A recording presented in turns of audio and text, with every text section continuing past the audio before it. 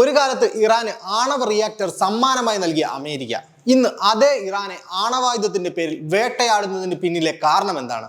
ഇതിന്റെ വേരുകൾ തേടിപ്പോയാൽ ചെന്നെത്തുന്നത് കറുത്ത സ്വർണ്ണമൊഴുകുന്ന എണ്ണക്കിണറുകളിലേക്കും കൊട്ടാരക്കെട്ടുകൾക്കുള്ളിൽ നടന്ന ചതിയുടെ രഹസ്യ കരാറുകളിലേക്കുമാണ്. ഒരു നൂറ്റാണ്ട് മുൻപ് ബ്രിട്ടൻ തുടങ്ങിയ കൊള്ള, ജനാധിപത്യത്തെ വെട്ടിനിരത്തി അമേരിക്ക നടത്തിയ അട്ടിമറികൾ, ഒടുവിൽ ലോകത്തിന്റെ സാമ്പത്തിക അടിത്തറയായ പെട്രോ ഡോളറിന് നേരെ ഇറാൻ തൊടുത്തുവിട്ട മാരകമായ അസ്ത്രങ്ങൾ. ഇത് വെറും ഒരു അതിർത്തി തർക്കമല്ല, ലോകം കണ്ട ഏറ്റവും വലിയ നയതന്ത്ര ചതിയുടെ കഥയാണിത്. ഡോളറിനെ ഒഴിവാക്കി ചൈനയുമായി ഇറാൻ നടത്തിയ രഹസ്യ ഇടപാടുകളും ഇന്ന് ലോകത്തെ ഒരു മൂന്നാം ലോക മഹായുദ്ധത്തിന്റെ വക്കിലേക്ക് എത്തിച്ചിരിക്കുകയാണ്. ആരാണ് യഥാർത്ഥ വില്ലൻ? നമുക്ക് നോക്കാം. ഇറാനിലെ എണ്ണ ബ്രിട്ടീഷുകാർ കണ്ടെത്തിയ കാലം.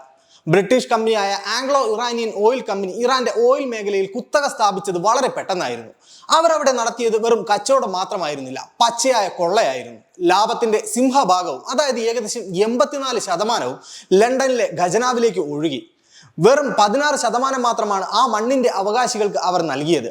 ആ തുച്ഛമായ തുകയിൽ നിന്ന് പോലും ഇറാനിലെ തൊഴിലാളികൾക്ക് മാന്യമായ ഒരു വേതനം നൽകാൻ അവർ തയ്യാറായിരുന്നില്ല. കൊടിയ ചൂടിൽ കഠിനാധ്വാനം ചെയ്ത തൊഴിലാളികൾക്ക് ശുദ്ധജലമോ പാർപ്പിടമോ പോലും ലഭിക്കാത്ത അവസ്ഥ. ഇതിനെതിരെ ഇറാനിൽ പ്രതിഷേധം കനലായി എരിഞ്ഞു തുടങ്ങിയിരുന്നു. അങ്ങനെ ഇരിക്കെയാണ് 1951 മുഹമ്മദ് മൊസാദെ എന്ന ജനകീയ നേതാവ് ഭരണത്തിന്റെ അമരത്തിലേക്ക് എത്തുന്നത്. അധികാരത്തിലെത്തിയ ഉടൻ തന്നെ അദ്ദേഹം എണ്ണ കമ്പനികളെ ദേശസാൽക്കരിച്ചു. ഇറാന്റെ എണ്ണ ഇറാന്റെ മക്കൾക്ക് എന്ന അദ്ദേഹത്തിന്റെ പ്രഖ്യാപനം പാശ്ചാത്യ ലോകത്തെ അക്ഷരാർത്ഥത്തിൽ ഞെട്ടിച്ചു. ചരിത്രത്തിൽ ആദ്യമായാണ് മിഡിൽ ഈസ്റ്റിലെ ഒരു നേതാവ് ബ്രിട്ടന്റെ സാമ്രാജ്യത്വത്തിന്റെ മുഖത്ത് നോക്കി ഇറങ്ങിപ്പോകൂ എന്ന് പറയുന്നത്. ഇറാനെ സൈനികമായി നേരിടാനായിരുന്നു ബ്രിട്ടന്റെ ആദ്യ പദ്ധതി. എന്നാൽ രണ്ടാം ലോക മഹായുദ്ധം തളർത്തിയ ബ്രിട്ടീഷ് സാമ്രാജ്യത്തിന് അന്ന് അതിനുള്ള കരുത്തില്ലായിരുന്നു. അവിടെയാണ് അവർ ലോകത്തിലെ ഏറ്റവും കുപ്രസിദ്ധമായ ഒരു ചാരതന്ത്രം പുറത്തെടുത്തത്. ആ ഗൂഢാലോചനയുടെ ചുക്കാൻ പിടിക്കാൻ M60 നിയോഗിച്ചത് അവരുടെ ഇറാൻ ഓപ്പറേഷൻ തലവൻ ക്രിസ്റ്റഫർ വുഡ്ഹൗസിനെയാണ്.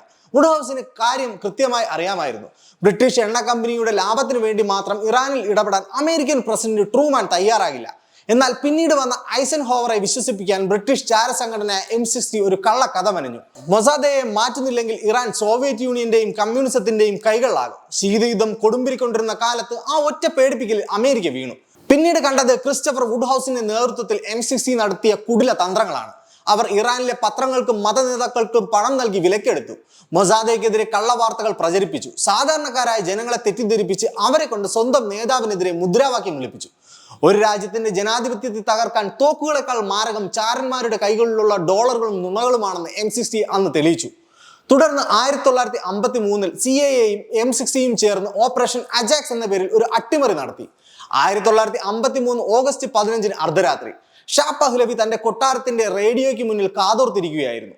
താൻ നടത്തുന്ന അട്ടിമറിക്ക് ബ്രിട്ടീഷ് സർക്കാരിന്റെ പൂർണ്ണ പിന്തുണയുണ്ടോ എന്ന് ഉറപ്പിക്കാൻ അദ്ദേഹം കാത്തിരുന്നത് ലണ്ടനിലെ BBC-യിൽ നിന്നുള്ള ഒരു സന്ദേശത്തിന് വേണ്ടിയിട്ടായിരുന്നു. M60-യുടെ നിർദ്ദേശപ്രകാരം BBC പേർഷ്യൻ സർവീസിലെ അനൗൺസർ ആ രഹസ്യ കോഡ് പുറത്തുവിട്ടു. എല്ലാ ദിവസവും അർദ്ധരാത്രിയിൽ BBC പറയാറുള്ള പതിവ് വാചകം ഇപ്പോൾ സമയം അർദ്ധരാത്രിയായി, it is now midnight എന്നായിരുന്നു. എന്നാൽ അന്ന് രാത്രി അനൗൺസർ ഒരു വാക്കുകൂടി കൂട്ടിച്ചേർത്തു, ഇപ്പോൾ സമയം കൃത്യം അർദ്ധരാത്രി, it is now exactly mid night. ആ സന്ദേശം ലഭിച്ചതോടെ ഓപ്പറേഷൻ അജാക്സ് അതിന്റെ പൂർണ്ണ രൂപത്തിൽ ഇറാനിൽ അഴിച്ചുവിടപ്പെട്ടു. ജനാധിപത്യ രീതിയിൽ തിരഞ്ഞെടുക്കപ്പെട്ട മുഹമ്മദ് മൊസാദയെ അവർ തടവിലാക്കി. പകരം അമേരിക്കയ്ക്കും ബ്രിട്ടനും വേണ്ടതെല്ലാം ചെയ്തു നൽകുന്ന ഒരു ഭരണാധികാരിയായ മുഹമ്മദ് റേസ ഷാ പഹ്ലവി വീണ്ടും വാഴ്ത്തപ്പെട്ടു. ഒരു ജനാധിപത്യ സർക്കാരിനെ രഹസ്യാന്വേഷണ ഏജൻസികൾ ചേർന്ന് അട്ടിമറിച്ചതിന്റെ ഏറ്റവും വലിയ ഉദാഹരണമായി ഓപ്പറേഷൻ അജാക്സ് ഇന്നും ചരിത്രത്തിൽ അറിയപ്പെടുന്നു. പക്ഷെ ഈ സഹായത്തിന് അമേരിക്കയും ബ്രിട്ടനും ഒരു പ്രതിഫലം ചോദിച്ചിരുന്നു. പിൽക്കാലത്ത് ഇറാനിൽ നടന്ന ഇസ്ലാമിക വിപ്ലവത്തിനും അമേരിക്കൻ വിരുദ്ധ വികാരത്തിനും ഈ അട്ടിമറി ഒരു പ്രധാന കാരണമായി ചരിത്രകാരന്മാർ വിലയിരുത്തുന്നു. ക്രിസ്റ്റഫർ വുഡ്ഹൗസ് തന്റെ ആത്മകഥയായ സംതിങ് വെഞ്ചേർഡ് എന്ന പുസ്തകത്തിൽ ഈ ഓപ്പറേഷനെ കുറിച്ച് വിശദമായി പ്രതിപാദിച്ചിട്ടുണ്ട്. മൊസാദയെ വീഴ്ത്താൻ താൻ എങ്ങനെയാണ് അമേരിക്കൻ ഉദ്യോഗസ്ഥരെ സ്വാധീനിച്ചതെന്നും പദ്ധതി തയ്യാറാക്കിയതെന്നും അദ്ദേഹം അതിൽ തുറന്നെഴുതിയിട്ടുണ്ട്. അമേരിക്കൻ പിന്തുണയോടെ ഷാ ഭരണത്തിൽ വന്നതോടെ എണ്ണ കച്ചവടത്തിൽ വീണ്ടും മാറ്റം വന്നു. ലാഭത്തിന്റെ 40% അട്ടിമറിക്ക് ചുക്കാൻ പിടിച്ച് അമേരിക്ക കൈക്കലാക്കി.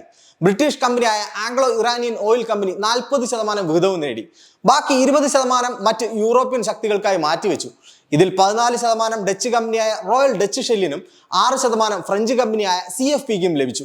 ഇറാൻ ജനതയുടെ സ്വന്തമായിരുന്ന എണ്ണയുടെ ലാഭം വീണ്ടും കടൽ കടന്നുപോയി. ഇതിനു പകരമായി ഷാ പഹ്ലവിക്ക് ലഭിച്ചത് തന്റെ സിംഹാസനത്തിലുള്ള സംരക്ഷണവും അത്യാധുനികമായ അമേരിക്കൻ ആയുധങ്ങളുമായിരുന്നു. അമേരിക്കയുടെ ഏറ്റവും അടുത്ത സുഹൃത്തായി ഷാ മാറി. എത്രത്തോളം എന്നാൽ ഇറാന് ആണവ സാങ്കേതിക വിദ്യ നൽകുന്നിടത്തോളം ആ സൗഹൃദം നീണ്ടു. ആറ്റംസ് ഫോർ പീസ് എന്ന പ്രോഗ്രാമിലൂടെ അമേരിക്ക ഇറാൻ ആദ്യത്തെ റിയാക്ടർ നൽകി. അന്ന് അമേരിക്ക കരുതിയത് ഇറാൻ എന്നും തങ്ങളുടെ പാളയത്തിൽ നിൽക്കുമെന്നാണ്. സ്വന്തം രാജ്യത്തിന്റെ സമ്പത്ത് വിദേശികൾക്ക് അടിയറവ് വെച്ചുകൊണ്ട് ഷാ വീണ്ടും ആഡംബര ജീവിതം നയിച്ചു. എന്നാൽ സാധാരണക്കാരായ ഇറാനികളുടെ ഉള്ളിൽ ഈ ചതി ഒരു കനലായി എരിഞ്ഞു തുടങ്ങിയിരുന്നു. ആ കനലാണ് പിൽക്കാലത്ത് 1979 ഇസ്ലാമിക വിപ്ലവമായി ആളിപ്പടർന്നത്. ഷാ കൊണ്ടുവന്ന വൈറ്റ് റവല്യൂഷൻ അഥവാ വെളുത്ത വിപ്ലവം ഇറാനെ പാശ്ചാത്യവൽക്കരിക്കാനാണ് ശ്രമിച്ചത്. എന്നാൽ ഇതിനിടയിൽ ഇറാന്റെ തനതായ സംസ്കാരവും മതവിശ്വാസങ്ങളും അവഗണിക്കപ്പെട്ടു. ഇതിനേക്കാൾ ഉപരി ഷായുടെ രഹസ്യ പോലീസായ സവാക് നടത്തിയ ക്രൂരതകൾ ജനങ്ങളെ ഭീതിയിലാഴ്ത്തി. ആയിരക്കണക്കിന് രാഷ്ട്രീയ എതിരാളികൾ ജയിലിലായി, പലരും കൊല്ലപ്പെട്ടു. സമ്പത്ത് മുഴുവൻ ഒരു ചെറിയ വിഭാഗം കൈക്കലാക്കിയപ്പോൾ സാധാരണക്കാർ പട്ടിണിയിലായി. എതിരഭിപ്രായം പറയുന്നവരെ കൊന്നുതള്ളുകയും തടവറയിലാക്കുകയുമായിരുന്നു മുഹമ്മദ് റേസ ഷാ പഹ്ലവിയുടെ രീതി. ഷാ അമേരിക്കൻ അനുകൂല നയങ്ങളെയും വെറുത്ത വിപ്ലവത്തെയും പരസ്യമായി എതിർത്ത ആയത്തുള്ള ഖൊമേനിയെ ഇറാനിൽ നിന്നും നാടുകടത്തി. ഒരു ജനകീയ നേതാവിനെ സ്വന്തം മണ്ണിൽ നിന്നും അകറ്റിയാൽ വിപ്ലവം അവസാനിക്കുമെന്ന് ഷാ കരുതി. പ്രവാസം പക്ഷേ ഖൊമേനിയെ കൂടുതൽ ശക്തനാക്കുകയാണ് ചെയ്തത്. രാജ്യത്തിന്റെ വിമോചനം സ്വപ്നം കണ്ട് അയാൾ യാത്രകൾ തുടർന്നു. തുർക്കിയിൽ, പിന്നെ ഇറാഖിലെ നജാഫിൽ, ഒടുവിൽ 1978 ഫ്രാൻസിൽ. അവിടെ നിന്നാണ് അദ്ദേഹം കാസറ്റ് വിപ്ലവത്തിന് തിരികൊളുത്തിയത്. ഇറാനിലെ സവാക് എന്ന രഹസ്യ പോലീസ് ഖൊമേനിയുടെ പേര് പോലും ഉച്ചരിക്കുന്നത് വിലക്കിയിരുന്നു. എന്നാൽ ഓരോ രാത്രിയും ഖൊമേനിയുടെ പ്രസംഗങ്ങൾ അടങ്ങിയ ആയിരക്കണക്കിന് കാസറ്റുകൾ പാരീസിൽ നിന്നും ഇറാനിലെത്തി. പള്ളികളിലെ ഉച്ചഭാഷണികളിലൂടെയും വീടുകളിലെ ടേപ്പ് റെക്കോർഡുകളിലൂടെയും അദ്ദേഹത്തിന്റെ ശബ്ദം മുഴങ്ങി. താമസിയാതെ ഇസ്ലാമിക വിപ്ലവത്തിലൂടെ ഷാ പുറത്താക്കപ്പെട്ടു. പുതിയ സർക്കാർ അമേരിക്കയെ വലിയ സാത്താൻ എന്ന് വിളിച്ചു. തങ്ങളുടെ പ്രിയപ്പെട്ട ഭരണാധികാരി പോയതോടെ അമേരിക്ക പ്രകോപിതരായി. വിപ്ലവ സർക്കാരിനെ തകർക്കാൻ അവർ ഇറാഖ് ഭരണാധികാരി സദ്ദാം ഹുസൈനെ കരുവാക്കി. 8 വർഷം നീണ്ടുനിന്ന ഇറാൻ ഇറാഖ് യുദ്ധത്തിൽ സദ്ദാമിന് ആയുധവും പണവും രഹസ്യാന്വേഷണ വിവരങ്ങളും നൽകിയത് അമേരിക്കയാണ്. എന്നിട്ടും ഇറാൻ പിടിച്ചു വന്നു. ഈ യുദ്ധമാണ് സ്വന്തമായി ആയുധങ്ങളും ആണവ പ്രതിരോധ സംവിധാനങ്ങളും തങ്ങൾക്ക് വേണമെന്ന ചിന്ത ഇറാനിൽ ഉറച്ചത്. സദ്ദാമിനെ ഉപയോഗിച്ച് ഇറാനെ തകർക്കാൻ ശ്രമിച്ച അമേരിക്കൻ നീക്കം പിൽക്കാലത്ത് അവർക്ക് തന്നെ വലിയ തലവേദനയായി.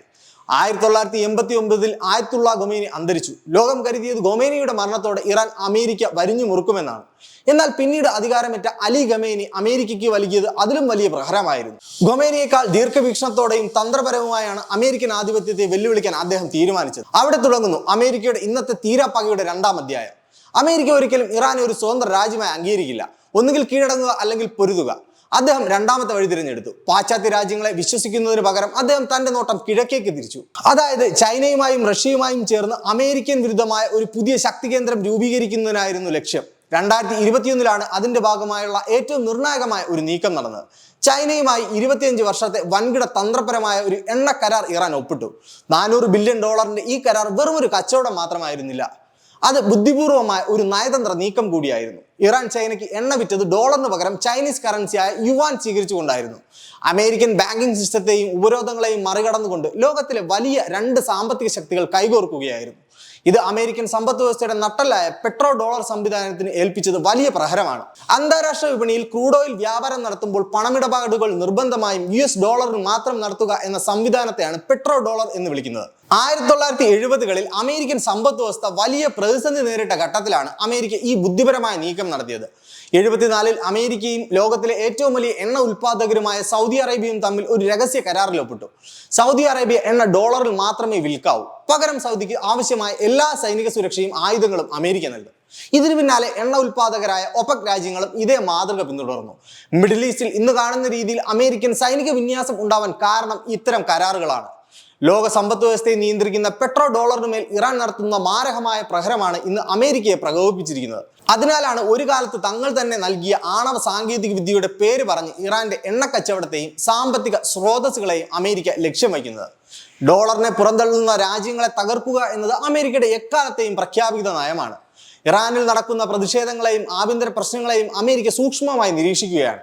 അമേരിക്കയിൽ സംരക്ഷിക്കപ്പെടുന്ന ഇറാനിയൻ പ്രതിപക്ഷ നേതാക്കൾ, പ്രത്യേകിച്ച് പഴയ ഷാ ഭരണാധികാരിയുടെ മകൻ റേസ പഹ്ലവി വീണ്ടും അധികാരത്തിൽ വരാൻ അമേരിക്ക ആഗ്രഹിക്കുന്നുണ്ട്. ഇറാനിൽ ഒരു പ്രോ വെസ്റ്റേൺ സർക്കാർ വന്നാൽ മാത്രമേ തങ്ങളുടെ എണ്ണ താല്പര്യങ്ങളും ഡോളറിന്റെ ആധിപത്യവും സംരക്ഷിക്കപ്പെടൂ എന്ന് അവർക്കറിയാം. പ്രതിപക്ഷ ഗ്രൂപ്പുകളെ സാമ്പത്തികമായി സഹായിച്ചും ആഭ്യന്തര പ്രക്ഷോഭങ്ങൾക്ക് വഴിമരുന്നിട്ടും ഇറാനിൽ ഒരു ഭരണമാറ്റത്തിനാണ് അമേരിക്ക ശ്രമിക്കുന്നത്. എന്നാൽ ഇറാനിലെ ജനങ്ങൾ ഇതിനെ എങ്ങനെ കാണുന്നു എന്നതാണ് ചോദ്യം. ഒരു വശത്ത് ഇസ്ലാമിക ഭരണകൂടത്തിന്റെ നിയന്ത്രണങ്ങൾ, വ്യക്തി സ്വാതന്ത്ര്യത്തിന് മേലുള്ള കടന്നുകയറ്റങ്ങളും കടുത്ത ധാർമ്മിക നിയമങ്ങളും അവിടുത്തെ യുവാക്കളെയും സ്ത്രീകളെയും ഭരണകൂടത്തിന് എതിരാക്കി മാറ്റിയിട്ടുണ്ട്.